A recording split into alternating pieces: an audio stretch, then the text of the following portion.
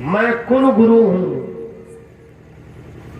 इस वंश में आज तक जो भी राजा हुए हैं वो सत्यवादी हुए हैं, धर्मवीर हुए हैं, कर्मवीर हुए हैं। ये बात विश्वामित्र को बिल्कुल नहीं अच्छी लगी। बोले वाह ब्रह्मा जी, वशिष्ठ जी से पूछिए, दावे के साथ बात कह रहे हैं, क्या आज तक हरिश्चंद्र की परीक्षा लिया है?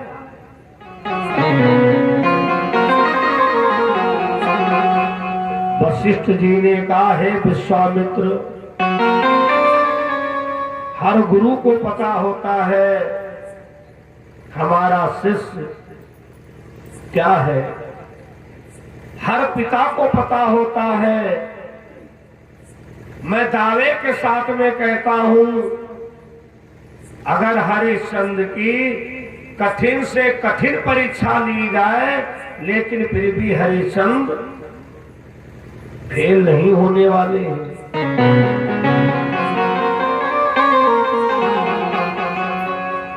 विश्वामित्र जी ने मुस्कुरा करके कहा, वशिष्ठ जी, ये बात तुम हमसे कहते हो,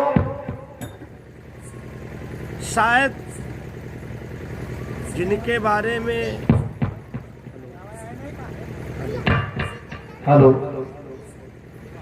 तुमसे ज्यादा किसी को जानकारी नहीं है। सही बात है, विश्वामित्र जी को सबने ब्रह्म ऋषि कह दिया था, लेकिन वशिष्ठ जी ने ब्रह्म ऋषि नहीं कहा। इन्होंने क्या किया, वशिष्ठ जी के 60 लड़का समाप्त कर दिए। लेकिन वशिष्ठ जी ने विश्वामित्र को तब भी ब्रह्म ऋषि नहीं कहा। एक दिन तो विश्वामित्र ने विचार किया कि आज हम वशिष्ठ को ही समाप्त कर देंगे। अंदर वशिष्ठ जी की पत्नी समझा रही थी, महाराज विश्वामित्र को सबने ब्रह्म ऋषि कह दिया, तुम भी ब्रह्म ऋषि कह दो। वशिष्ठ जी ने कहा, हमारे 60 लड़का मर गए हैं, कोई बात नहीं।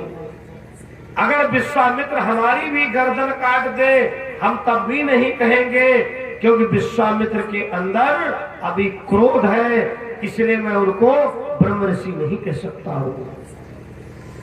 विश्वामित्र ने उसी समय अपने फरसे को त्याग दिया।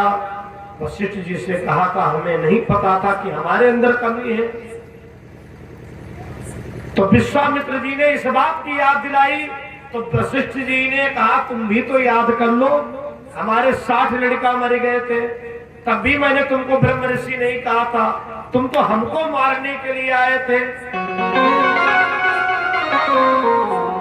जब दोनों लोगों की बात बढ़ने लगी, तो वशिष्ठ जी ने कहा, भाई ब्रह्मा जी ने कहा, ठहरो ठहरो, आप लोग झगड़ा बंद करिए। वशिष्ठ विश्वामित्र जी के कहने का मतलब है, हरिश्चंद्र की पहले कठिन परीक्षा ली जाए। वशिष्ठ जी ने कहा, ब्रह्मा जी, अगर और कोई परीक्षा लेने जाएगा तब भी तो ये कह सकते हैं कि हमको कुछ शंका है, इन्हीं से कह दो कठिन परीक्षा ले ले। विश्वामित्र जी ने कहा, वशिष्ठ जी, मतलब तुम हमारा अपमान करना चाहते हो? अगर विश्वामित्र अपने पर आ गया तो हरिश्चंद्र क्यों ही ना सत्यवादी हो, लेकिन उनको सत्य छोड़ने के लिए मजबूर कर दूंगा। वशिष्ठ जी ने कहा, तो फिर जल्दी करिए, हमें पूर्ण विश्वास है। परीक्षा लेने चल दिए। आप लोगों ने बहुत बार दानवीर हरिश्चंद्र की कथा सुनी है, ये तो निश्चित है, लेकिन विचार किया होगा कि वशिष्ठ विश्वामित्र जी ने हरिश्चंद्र की प्रथम परीक्षा कौन सी लिया है? नीति की। देखो, नीति की परीक्षा लिया, धर्म की परीक्षा लिया, सत्य की परीक्षा लिया, लेकिन कौन सी कब परीक्षा लिया है ये सुनिए। पहली परीक्षा विश्वामित्र ने नीति की लिया। यद्यपि रामचरितमानस का निर्देश है, निर्देश निवेदन इन सब में भेद है।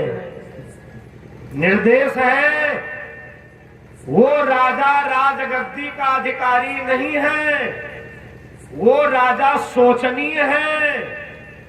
सोचहीन पति जो नीति नहीं जाना, वो राजा शोचनीय है जिसको नीति के बारे में ज्ञान ना हो। सबके बारे में लिखा है। सोच विप्र जो वेद विहीना, वो ब्राह्मण सोचनीय है जो वेद से विहीन है। वो नारी सोचनीय है जो पातिव्र धर्म से दूर है। सोच वैश्य कृपण धनवानु, वो वैश्य सोचनीय है जो कृपण है। कृपण का मतलब कंजूस है। तो भैया नीति की परीक्षा लिया। सूर्यास्त का समय होने वाला, विश्वामित्र जी ने माया रूपी सूकर प्रकटा दिया जो कि फुलवाड़ी को नष्ट भ्रष्ट करने लगा। माली को तो उठा करके फेंक दिया। अब माली दौड़ता हुआ राजा हरिश्चंद्र के पास, महाराज अपनी बगीचा में एक सुअर आया है। अरे सुअर आया तो उसको खेत दो। अरे महाराज बहुत ताकतवर, ऐसा सुअर आज तक महाराज हमने जीवन में नहीं देखा। अरे हमको लगता जंगली सुअर आ गया है, कोई बात नहीं है। अरे महाराज हमें सेना दीजिए, बहुत उत्पात मचा रहा है, बड़े बड़े पेड़ों को जड़ से उखाड़ के फेंक रहा है। विचार किया, सूर्यास्त होने वाला है, ये हमारे सूर्य वंश की नीति नहीं कहती है किसी पशु पक्षी को हम दंड दें। देखो माली महोदय, जितना नुकसान करे करने दो, सुबह और पौधे लगवा दिए जाएंगे, कहीं ना कहीं भाग ही जाएगा। विश्वामित्र ने राजा हरिश्चंद्र को नीति की परीक्षा में 100 नंबर दिए हैं। अरे वाह, है भाई राजा नीतिवान। दूसरी परीक्षा धर्म की लिया कि आखिर देखे राजा हरिश्चंद्र को धर्म के प्रति कितना लगाव है।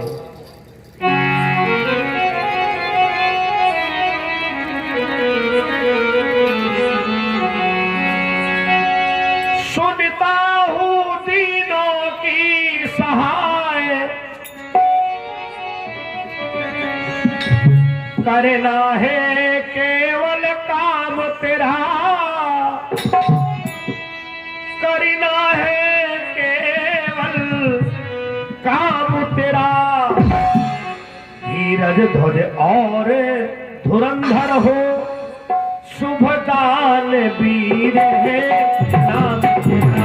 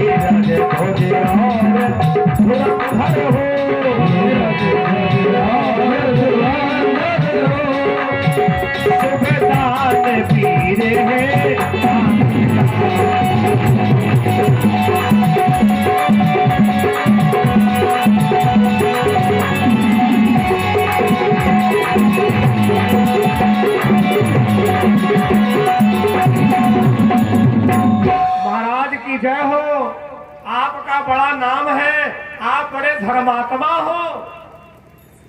राजा हरिश्चंद्र ने विचार किया, सुबह सुबह बाबा बहुत प्रशंसा कर रहा, चक्कर का है। महाराज हम तो बस ये समझ लीजिए अपने वंशजों के पग चिन्ह पर थोड़ा थोड़ा चल रहे हैं। कहो मेरे लायक सेवा क्या है? विश्वामित्र ने कहा, राजन आप तो बड़े नीतिवान हो, आप बड़े ज्ञानवान हो, आपको पता होगा उन लोगों को नींद नहीं आती है। राजा हरिश्चंद्र ने कहा, महाराज किन लोगों को?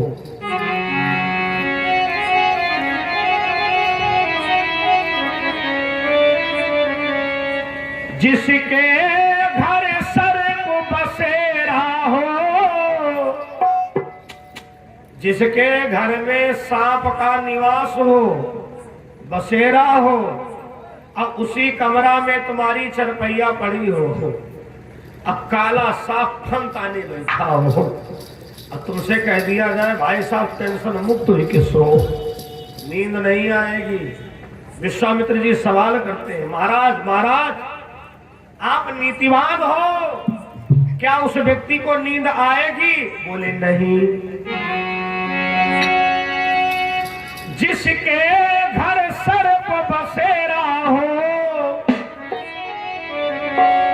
और छप्पर से टपकता पानी हो, बरसात का समय हो और टूटी छत हो, छप्पर में फूस ना हो और जितनी बूंदे गिर रही हो आकाश से टप टप माथे पर गिर रही हो, महाराज क्या नींद आएगी? बोले ना।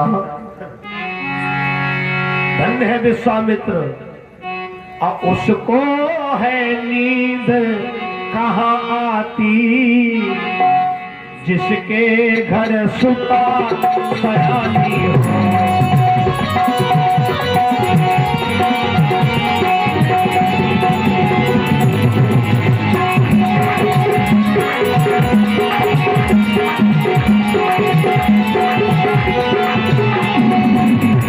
जिसके घर सर्प बसेरा हो, छप्पर से टपकता पानी हो, उसको है नींद कहाँ आती, उसको है नींद कहाँ आती, जिसके घर सुता सयानी।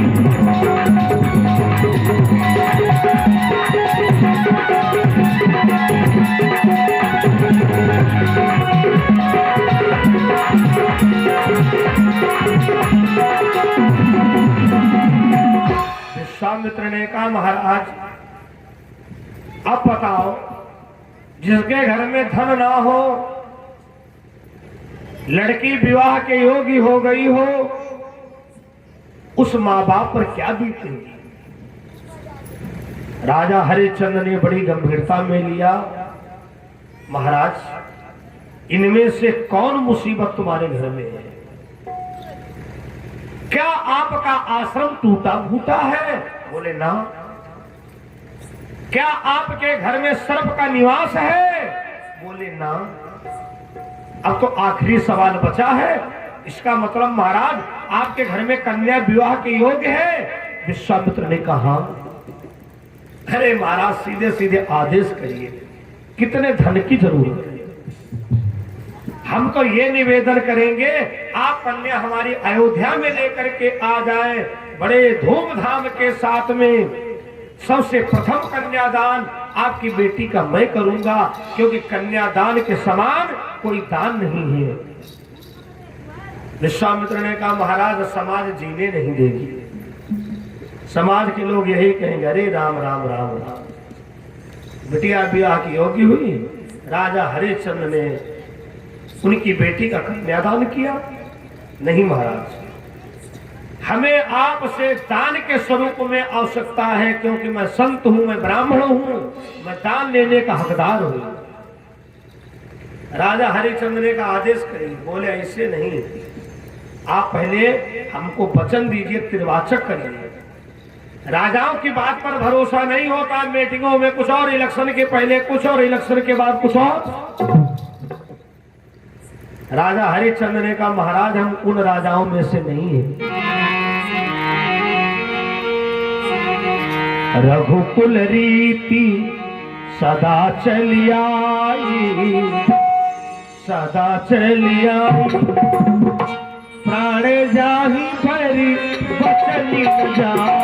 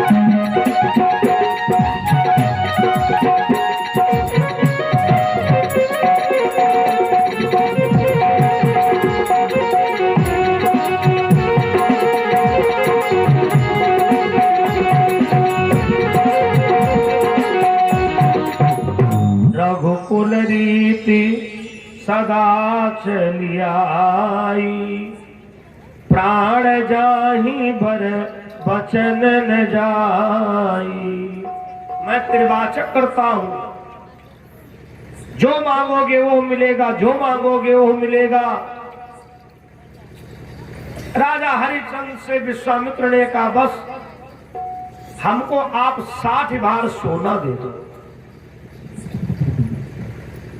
राजा हरिश्चंद्र ने कहा दरबार में चलिए, हम 60 भार नहीं, हम 70 भार सोना आपको दिलाएंगे।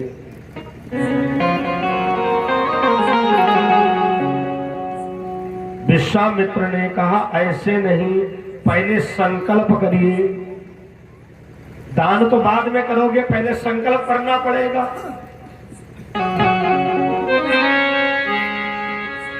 दानवीर कहने लगे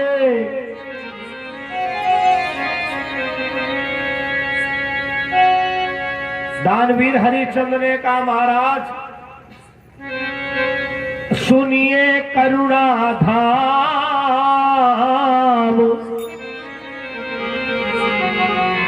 केवल मेरे पास है कुंजी और लगाम। हमारे पास केवल कुंजी लगाम है। विश्वामित्र ने कहा कुंजी लगाम है बहुत है, इसी का संकल्प कर दो। राजा हरिश्चंद्र समझ नहीं पाए, कुंजी लगाम हाथ पर रख लिया। अब विश्वामित्र ने बड़ी तबीयत से संकल्प पढ़ दिया, लाओ महाराज। कुंजी लगाम विश्वामित्र के हाथ में, आगे आगे राजा हरिश्चंद्र, पीछे पीछे विश्वामित्र। जाकर के दरबार में पहुंचे, खजांची को इशारा दिया, भैया 60 भार सोना ले आओ, बाबा जी को देना है। अब विश्वामित्र महाराज बिना हंसाई के हंसे। ऐसा होता है जब किसी से कोई बड़ी गलती होती है, परखदार को हंसाई लगती है, ना हंसाई तब देखो 3 बार बाबा हंसे तो राजा हरिश्चंद्र की नजर पड़ गई। महाराज महाराज हमको भली प्रकार ज्ञान है, पता है कि संत का हंसना बढ़िया होता है, कि मुस्काना बढ़िया होता है, कि बेहसना बढ़िया होता है। संत विद्वान जब हंसता है तो आपकी कोई अज्ञानता पर हंसता है। संत विद्वान का बिहसना अच्छा होता है। बिहसने में जानते हो एक आह निकलती है, और वो आह जो है परमात्मा के लिए होती है। अरे वाह भगवान, बहुत अच्छा है भाई। कहा मुनि बिहसी गूढ़ी मृदुबानी, बिहसे थे नारद। आज विश्वामित्र हंस रहे हैं। राजा हरिश्चंद्र ने कहा, गुरुदेव गुरुदेव गुरुदेव गुरुदेव, कोई गलती हो रही है? अरे बोले ना ना, राजे सब भैया सब साझे, आप राजा महाराजा हो, हमारे पास कोई गवाह तो है नहीं, कोई वीडियोग्राफी तो बनी नहीं है जो कि हम समाज में प्रस्तुत करें। बोले मतलब?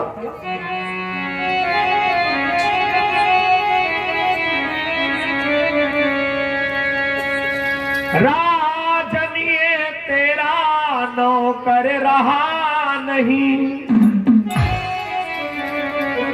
किस पर तुम हुक्म चलाते हो?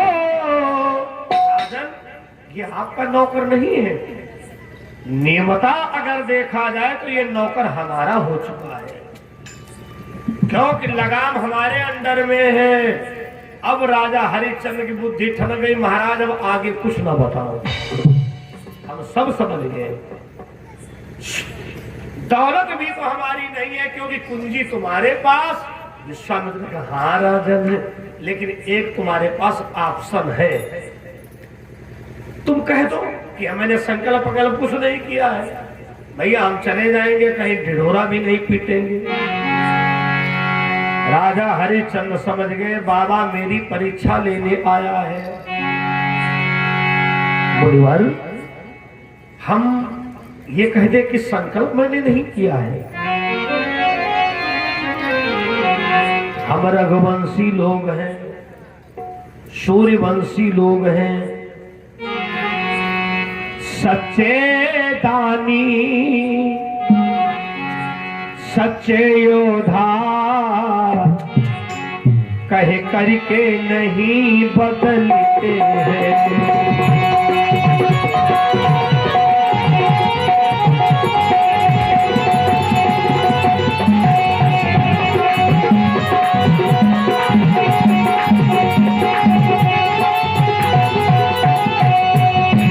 सच्चे दानी, सच्चे योद्धा,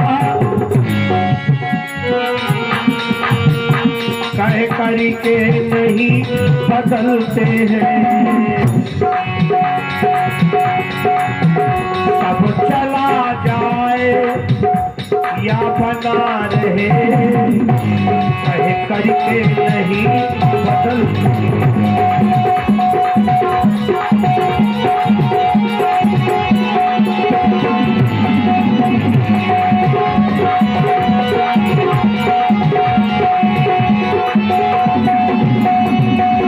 सच्चे योद्धा होते हैं, सच्चे दानी होते हैं महाराज, कह करके नहीं बदलते। थोड़ा हमें समय दीजिए, हम अपनी रानी तारा के पास जा रहे हैं, अभी बताते हैं महाराज ये कर्जा हम कैसे दूर करेंगे। रानी तारा के पास में गए। तारा, रानी तारा अपने मांग में सिंदूर लगाने के लिए जा रही थी।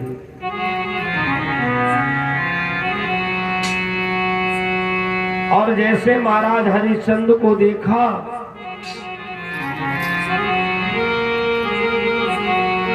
विचार करती है, कैसा सिंदूर,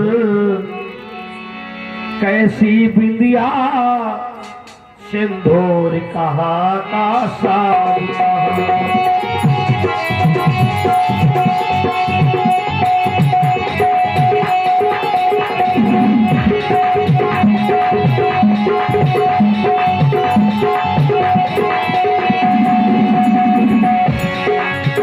कैसा सिंदूर, कैसी बिंदिया,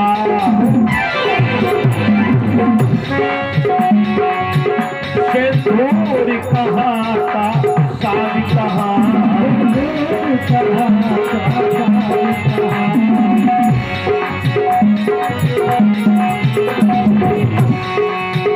पति देव के घर हो तो आए पत्नी की लाल।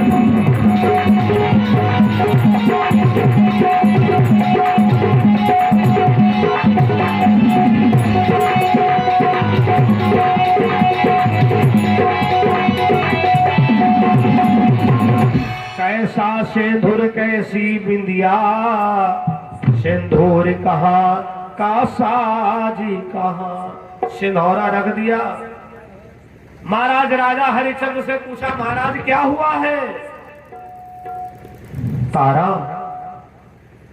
हमने राजपाट सब कुछ एक महात्मा को संकल्प में दे दिया है, लेकिन 60 भार सोना बाकी है।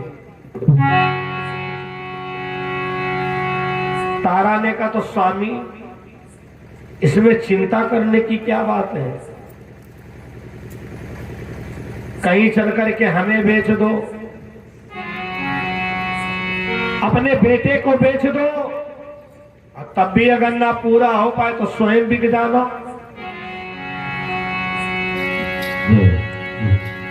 पल से पल में क्या हो जाए,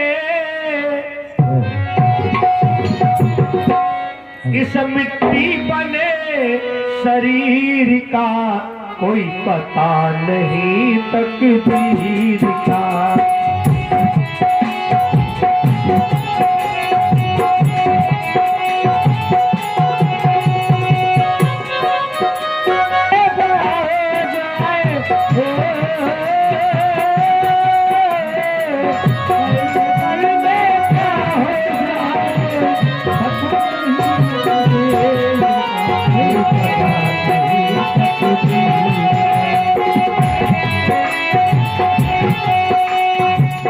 दशरथ के 4 पुत्र थे,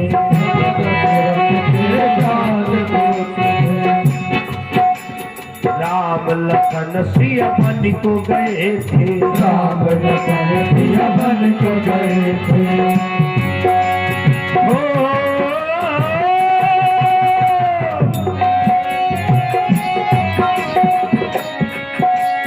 बन को जाते सबने देखा, बन को जाते सबने देखा, क्या बाना धरे फकीर का कोई नहीं तकदीर का।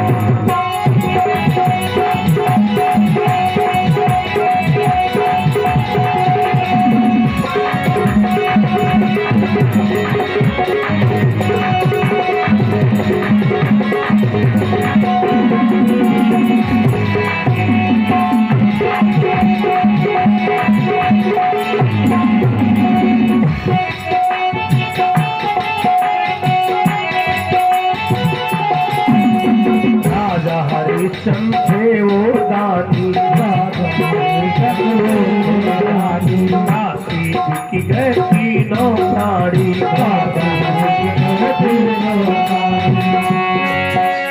पानी भरते सबने देखा, पानी भरते सबने देखा, आए घड़ा उठा नहीं वीर का कोई नहीं तकदीर का।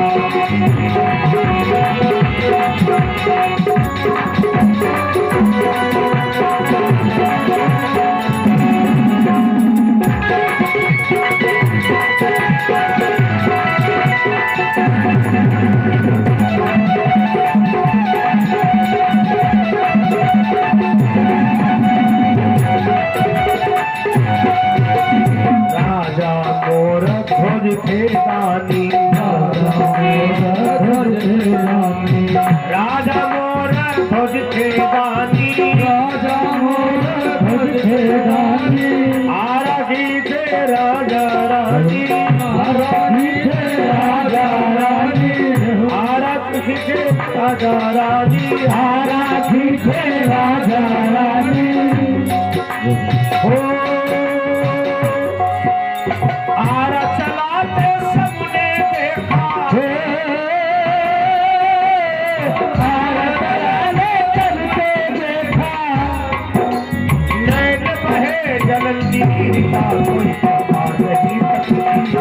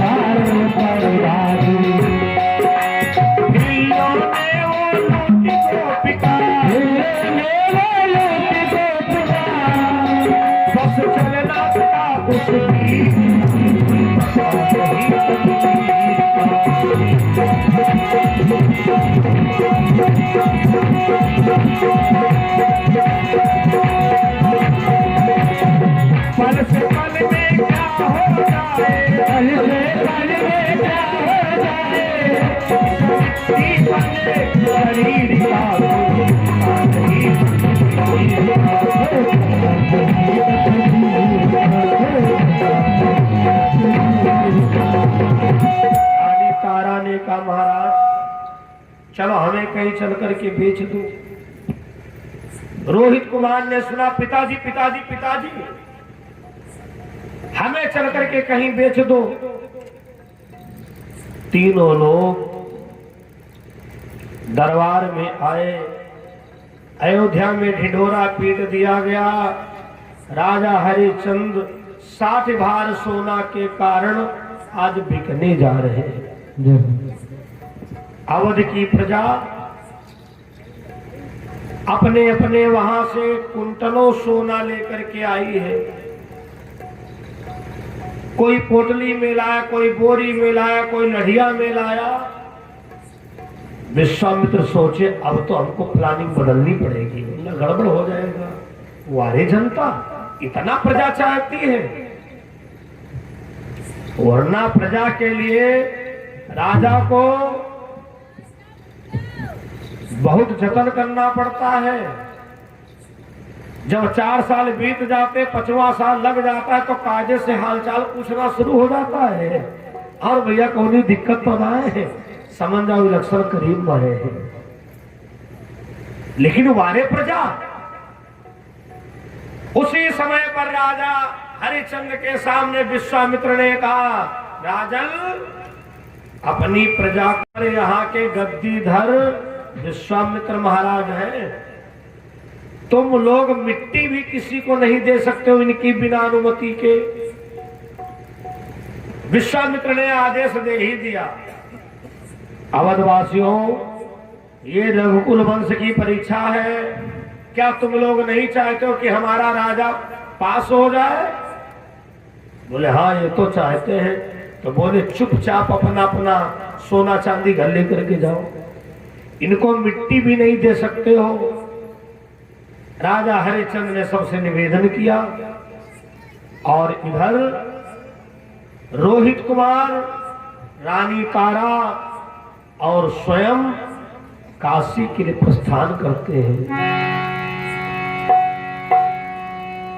धीरे धीरे जब काशी में पहुंचे तो कुछ विद्वानों का मत है ना कोई वो ब्राह्मण था, ना कालू नाम का डोम था। ये विश्वामित्र की माया थी।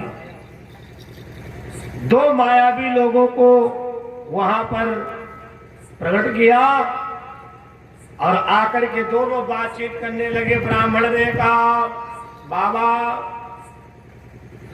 हम तारा और रोहित को खरीदना चाहते हैं। बोले ठीक, 40 भार सोना दो।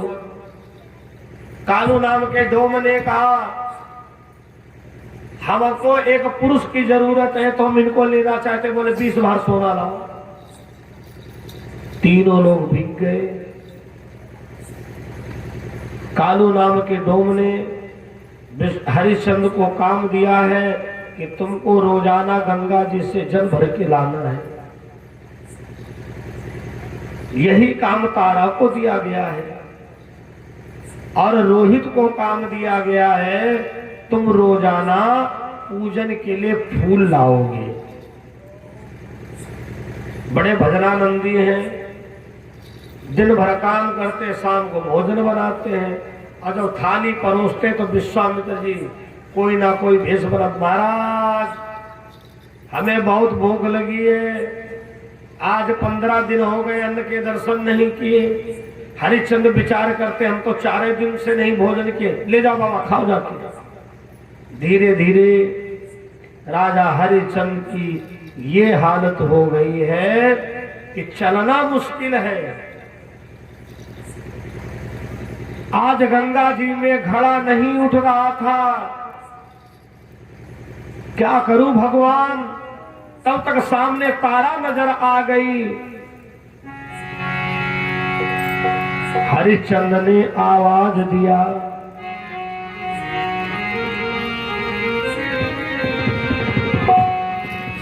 दीजे रानी उठवाए हमारी गागरिया।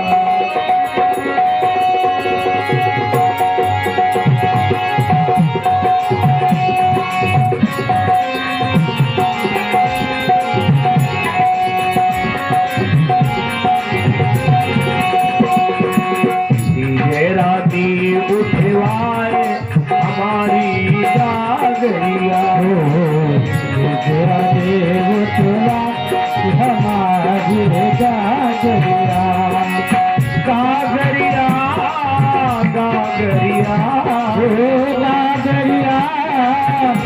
जागरिया तारा सागर दे उठवाए हमारी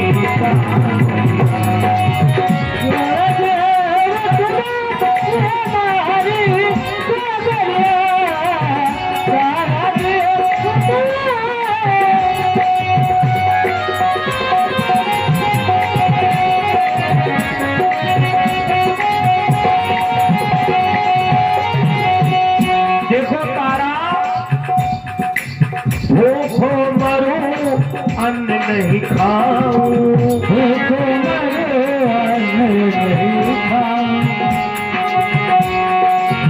भूखो मरूं अन्न नहीं खाऊं, भूखो मरूं अन्न नहीं खाऊं, सगरी देह पिराए,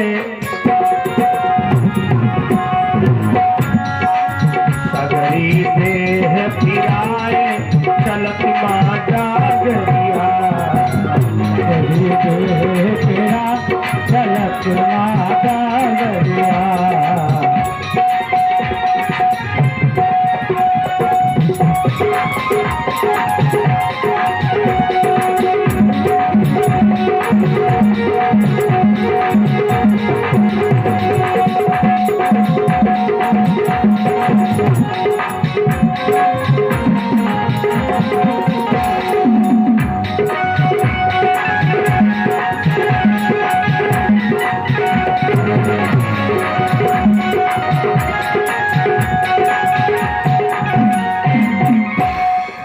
मैं सतवंती तारा रानी, मैं सतवंती तारा रानी, मैं सतवंती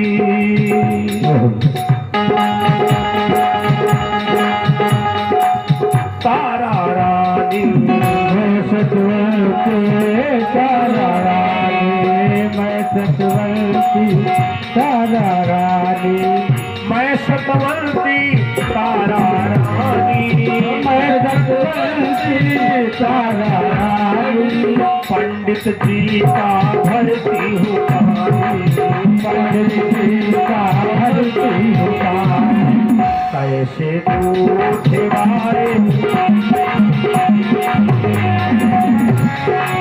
कैसे तू उठवाए तुम्हारी जागरिया,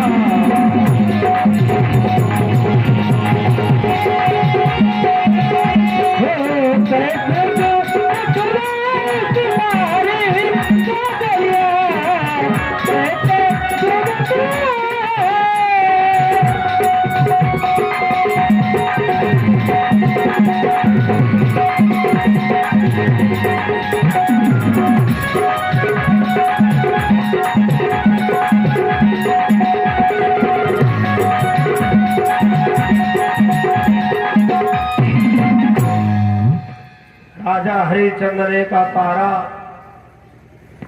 हमारी थोड़ी मदद कर दो, आज हमसे घड़ा नहीं उठ रहा है। तारा ने बड़ी विनय पूर्वक कहा महाराज आप एक डोम के नौकर हैं, मैं एक ब्राह्मण की नौकरानी हूं, हम लोगों का पति पत्नी का रिश्ता समाप्त हो चुका है, हम लोग बिके हुए हैं। महाराज आप सत्य की परीक्षा दे रहे हो, लोग उंगली उठा देंगे कि बिके हुए थे, लेकिन फिर भी पति पत्नी का नाता उनका था। स्वामी बीच धारा में जाओ, घड़ा आसानी से उठ जाएगा। जैसे तैसे घड़े को उठाया, लेकर के आते हैं।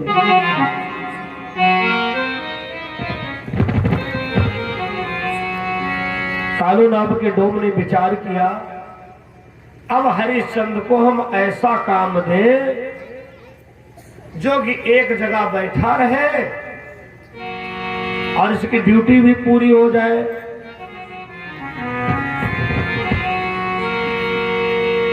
और इधर विश्वामित्र जी ने भैया आखिरी परीक्षा लिया। आखिरी परीक्षा लेते हैं, रोहित कुमार पुष्प लेने के लिए गया था और वहीं पर काला विषैला सर्प आ जाता है और रोहित कुमार को डस लेता है। रोहित मां मां कहते हुए जमीन पर गिर पड़ा। कुछ नारियों ने देखा, अरे ये तो तारा का बेटा है, हाय भगवान कितनी बड़ी बेचारी पर मुसीबत आ गई।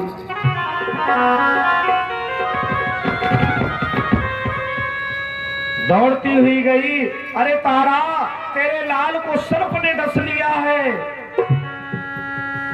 क्या मेरे लाल को सर्प ने डस लिया? पागलों की तरीके से दौड़ पड़ी। आकर के क्या देखा, रोहित कुमार के मुंह से फेना निकल रहा है। बस मूर्छित होने वाला है, प्राण निकलने वाले हैं। आज तारा के विलाप से भैया देवताओं के आंखों में आंसू बहने लगे।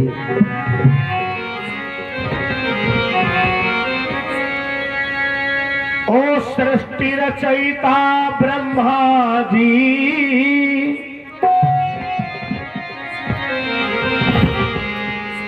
ये नियम नहीं चलने दूंगी। अरे माता के पहले लाल मरे, किस तरह चिता जलने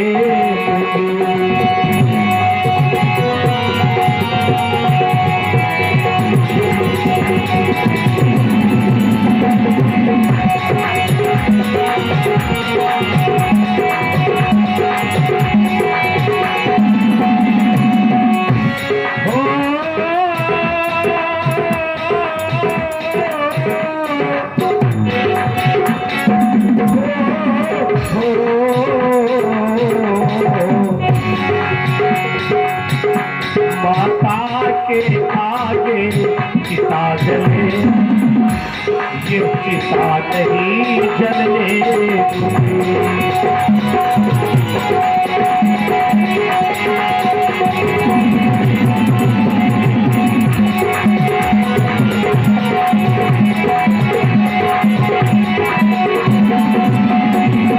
अरे देवताओं, ब्रह्मा, ये कहाँ का नियम है?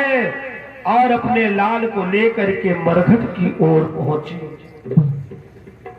मरघट की ओर पहुंची तो भैया मरघट पर महाराज राजा हरिश्चंद्र मरघट की रखवाली कर रहे हैं। बड़ा जर्जर शरीर हो चुका है, एकांत एक कोने में पड़े हुए हैं। और तब तक देखा कि एक स्त्री लाश को लिए आ रही है। दूर से कहा, हे देवी तुम कौन हो? क्या हुआ?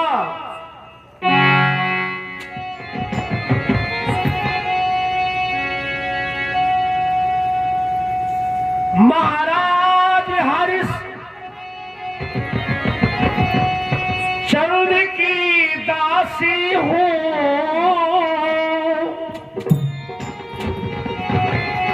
जैसे हरिश्चंद्र का नाम लिया, हरिश्चंद्र के पैर कांपने लगे, आंखों से आंसू बहने लगे। हे भगवान, ये तो तारा है। अरे परमात्मा जो आगे बोलने जा रही है, उसके पहले मेरे प्राण निकल जाते तो अच्छा होता। अब इतनी कठिन परीक्षा का सामना प्रभु करने की मेरे अंदर क्षमता नहीं रह गई है। राजा हरिश्चंद्र ने कहा, तुम तारा हो? तारा ने कहा। राजा हरिश्चंद्र ने कहा, हे देवी, ये वही हरिश्चंद्र है। हे भगवान, कितनी कठिन परीक्षा लोगे। तारा विचार करती है कि आज पुत्र वियोग का दुख मां बर्दाश्त कर रही थी, हाय भगवान तुमने बाप को भी बुला लिया।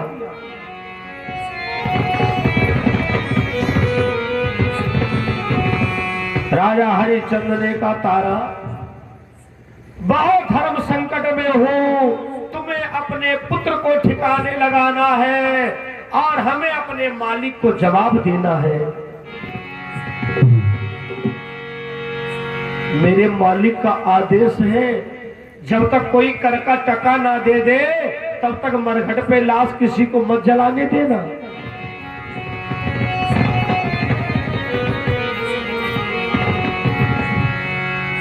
तारा ने कहा, स्वामी ये वही पुत्र है रोहित कुमार जिसको कुंवर कुंवर कह करके बुलाते थे।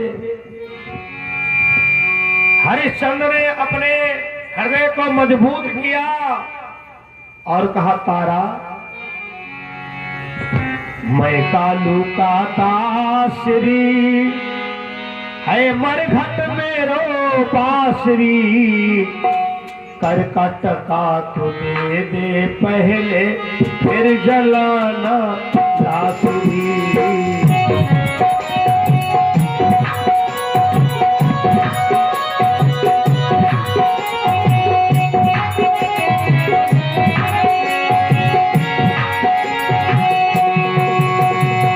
मैं कालू का दासरी मरघट मेरो बांसुरी, मरकट का दे दे पहले फिर जलाना बांसुरी।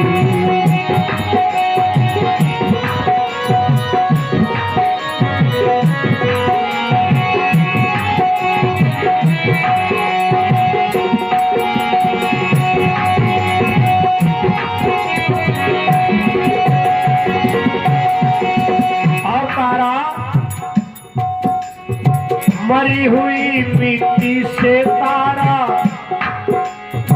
तू क्यों नाता जोड़े है, ना ये बेटा रहा तुम्हारा ना तो किसकी माता है।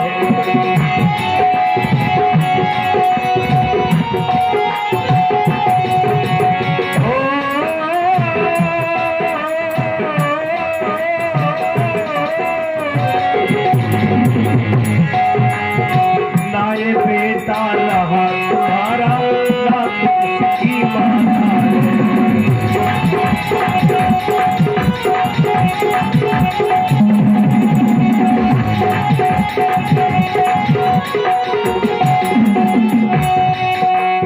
रोने से क्या काम है,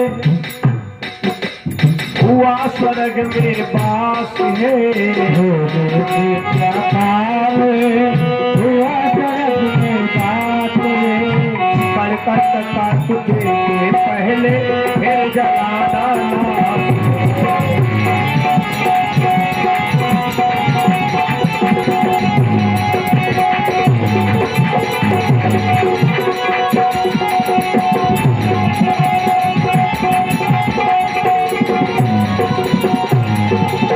और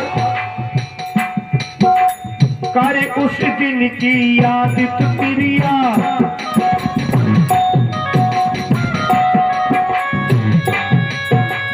गंगा भरन गया पानी। मैंने कहा घड़ा उठवा दे, तू बन गई थी पंडितानी।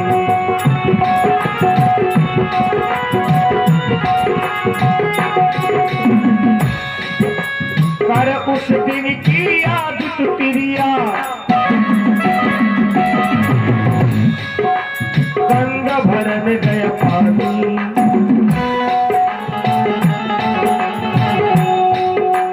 मैंने कहा घड़ा उठवाई दे, तू बन गई थी पंडितानी।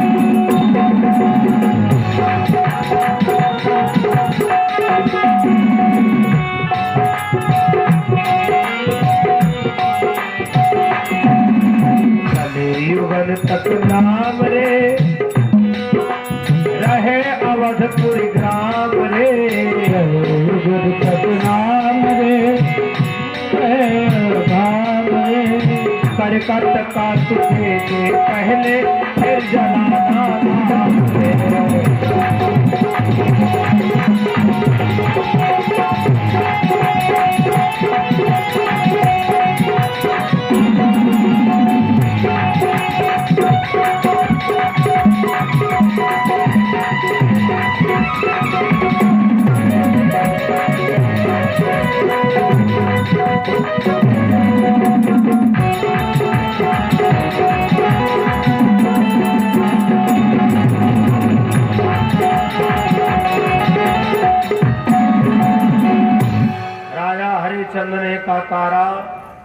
अगर तेरे पास नहीं पैसा है तो मेरे धर्म की रक्षा के लिए तू आधी साड़ी फाड़ करके दे दे।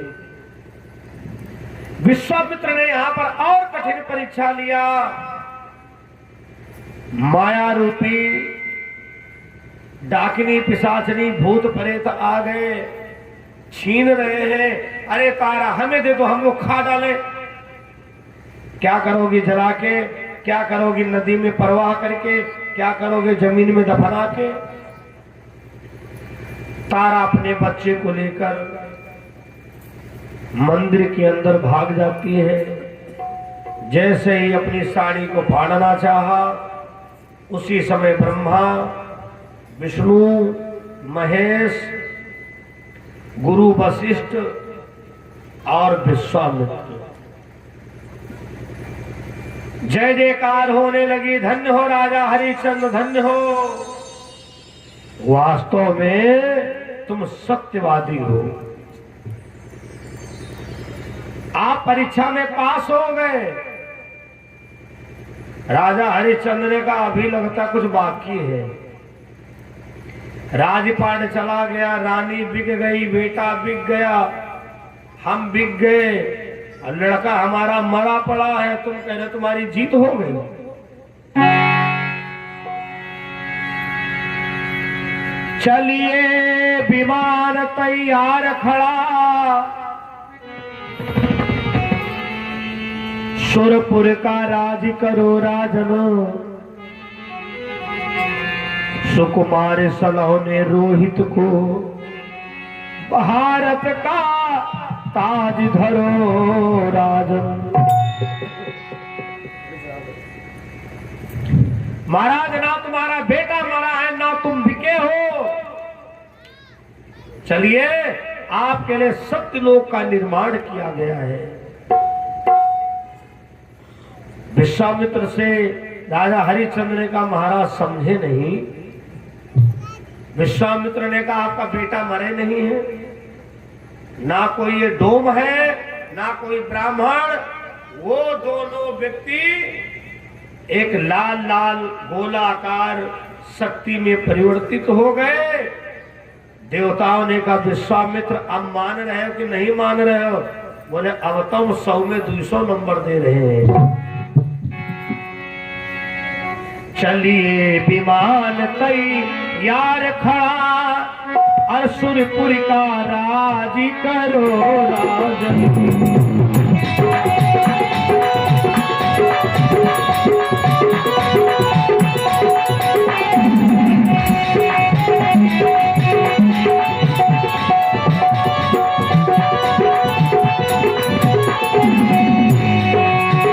सुकुमार सलोने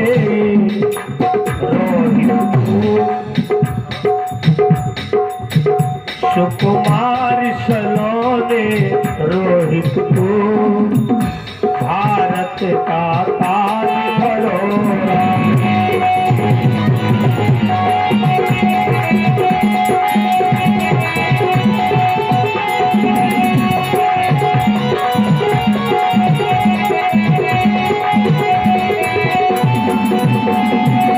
एक आवाज लगाया देवताओं ने, रोहित ने कहा जी प्रभु। बोले सामने आओ। जो मरा हुआ पड़ा था वो माया रूपी रोहित था। रोहित को कुछ हुआ ही नहीं। रोहित तो देवताओं के पास में था।